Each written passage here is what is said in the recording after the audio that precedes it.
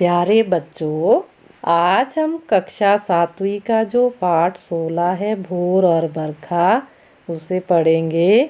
तो बच्चों, ये एक कविता है। तो यह कविता जो कवित्री है इस कविता की वह है श्रीमती मीराबाई। तो इन्होंने ये भोर और बरखा कविता लिखी है। मीराबाई भक्ति काल की एक प्रसिद्ध कवित्री रही है और श्री कृष्ण को वह अपना आराध्य देव मानती है। यहाँ भी उन्होंने श्री कृष्ण से संबंधित कविता ही लिखी है जिसका नाम है बच्चों भोर और बरखा।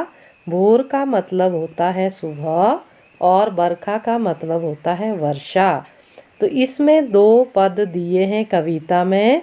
पहली में इन्होंने ब्रज की जो सुबह है उसका वर्णन किया है और दूसरे में इन्होंने सावन महीने में होने वाली वर्षा का वर्णन किया है।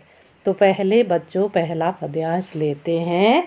तो पहला पद्यांश है हमारा, जागो बंसी वारे ललना जागो मोरे प्यारे, रजनी बीती भोर भयो है घर घर खुले किवारे, गोपी दही मथत सुनियत है कंगना के झनकारे, उठो लाल जी भोर भयो है सुरनर ठाड़े द्वारे, ग्वाल बाल सब करत कुलाहल जय जय शब्द उचारे, माखन रोटी हाथ महलीने गौवन के रखवारे, मीरा के प्रभु गिरिधर नागर शरण आया को तारे।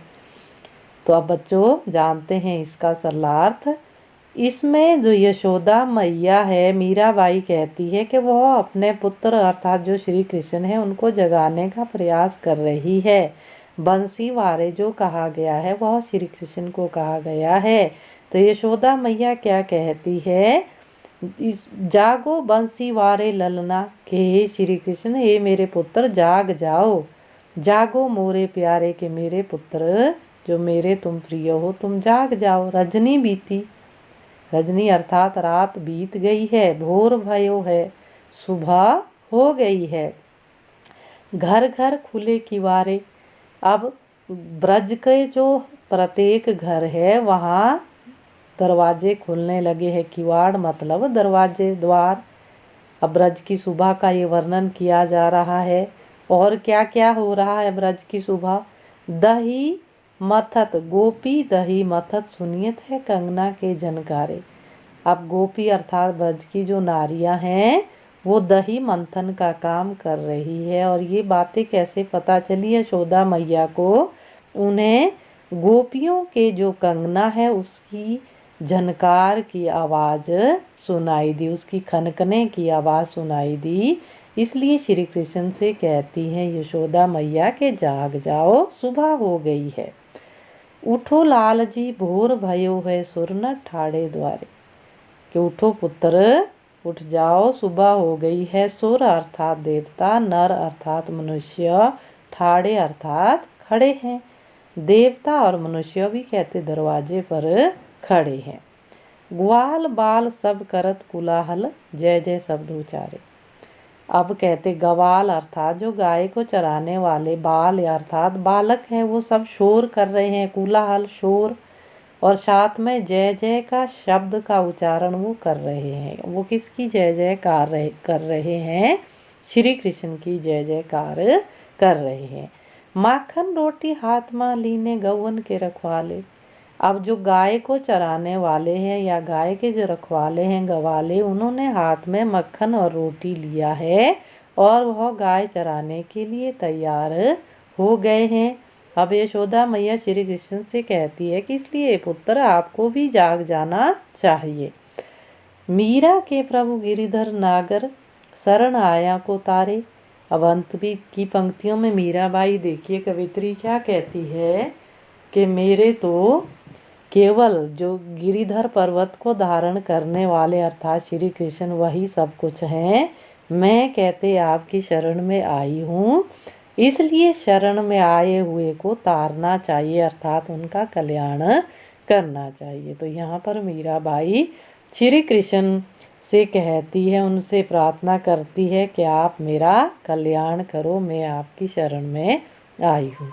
तो बच्चों इस पहले पद में ब्रज की जो भोर है उसका वर्णन किया गया है कि ब्रज की जो सुबह है वहाँ क्या क्या काम किए जाते हैं। गोपियाँ दही मथती है, ग्वाले जो है गाय चराने के लिए तैयार हो जाते हैं, सभी लोग जो है अपने कार्यों में लीन हो जाते हैं। तो ये हमने पहले पद में पढ़ा। तो बच्चों आपको ये समझ आ गया होगा। तो अब हम बच्चों दूसरे पद्यांश की ओर चलते हैं। तो दूसरा पद्यांश है हमारा, बरसे बदरिया सावन की मन भावन की, सावन में उमगयो मेरो मनवा, भनक सुनी हरि आवन की, उमड़ घुमड़ चहु दिस से आया, दामिन दम के झरलावन की, नन्ही नन्ही बूंदन मेहा बरसे, शीतल पवन सुहावन की, मीरा के प्रभु गिरधर नागर, आनंद मंगल गावन की। अब इसमें सावन महीने में बरसने वाले बादलों का कवित्री ने वर्णन किया है। बरसे बदरिया सावन की। अब कवित्री क्या कहती है कि सावन के बादल बरसने लगे हैं, सावन की मन भावन की। अब कहते सावन के जो बरसने वाले बादल है मन भावन होता है, अच्छे लगना, वो कवित्री को अच्छे लगते हैं। सावन में उगयो मेरो मनवा, भनक सुनी हरि आवन की। अब सावन महीने में उन्होंने क्या खबर सुनी, भनक मतलब सूचना या खबर सुनी कि हरि आ रहे हैं, अर्थात श्री कृष्ण आ रहे हैं।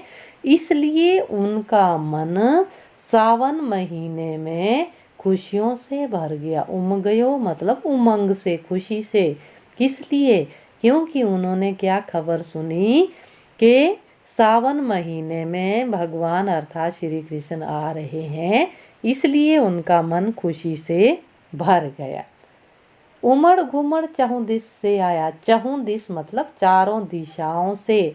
अब जो बादल है वो घुमड़ घुमड़ कर चारों दिशाओं से आ रहे हैं, दामिन दमके झरलावन की, और साथ में कहते बिजली भी चमक रही है और वर्षा की बौछारें भी शुरू हो रही है। दामिन होता है बच्चों बिजली, आसमानी बिजली जिसको हम कहते हैं, दमके ही होता है चमकना। नन्ही नन्ही बूंदन मेहा बरसे, शीतल पवन सुहावन की। अब सावन महीने में जो वर्षा हो रही है तो छोटी छोटी बूंदें धरती पर पड़ रही है और ठंडी सुहावनी हवा चल रही है। शीतल हुआ, ठंडी सुहावन हुआ, अच्छी लगने वाली, मन को भाने वाली ऐसी हवा चल रही है। मीरा के प्रभु गिरिधर नागर, आनंद मंगल गावन की। अब यहाँ पे कवित्री जो मीरा बाई है वो क्या कहती है कि मेरे तो श्री कृष्ण जी ही सब कुछ है, जिन्होंने गिरिधर यानी कि पर्वत को धारण किया था वही सब कुछ है। अब कहते उनके आने का समाचार सुनकर कवित्री का मन आनंद से भर गया है और वह मंगलमय गीतों को गा रही है, ऐसा इसमें बताया गया है, ऐसा वर्णन किया गया है। तो बच्चों हमने दूसरे पद्यांश में सावन महीने में उमड़ने वाले बादलों और नन्ही नन्ही बूंदे कैसे धरती पर पड़ रही है उसका वर्णन किया। ये पढ़ा तो आपको समझ आया होगा। तो मीराबाई जो है सावन महीने को इसलिए अच्छा मानती है क्योंकि उन्हें खबर मिली है कि श्री कृष्ण सावन महीने में आ रहे हैं, इसलिए उन्हें सावन महीना मन भावन लगा, अर्थात अच्छा लगा।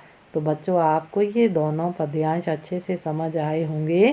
पहले पद्यांश में हमने ब्रज की सुबह का वर्णन किया और दूसरी में हमने सावन महीने में बरसने वाले बादलों का वर्णन किया या उसकी व्याख्या की। तो ये दोनों आपको अच्छे से समझ आए होंगे। तो बच्चों मीराबाई के जो दो पद्यांश है आज हमने पढ़े, तो आपने इसका 100 स्वर वाचन भी करना है और साथ में इस व्याख्या को अपनी कॉपियों में भी सुंदर तरीके से लिखना है। तो बच्चों आपको आज की ये कविता ज़रूर समझ आई होगी। तो बच्चों आज हम इतना ही पढ़ेंगे।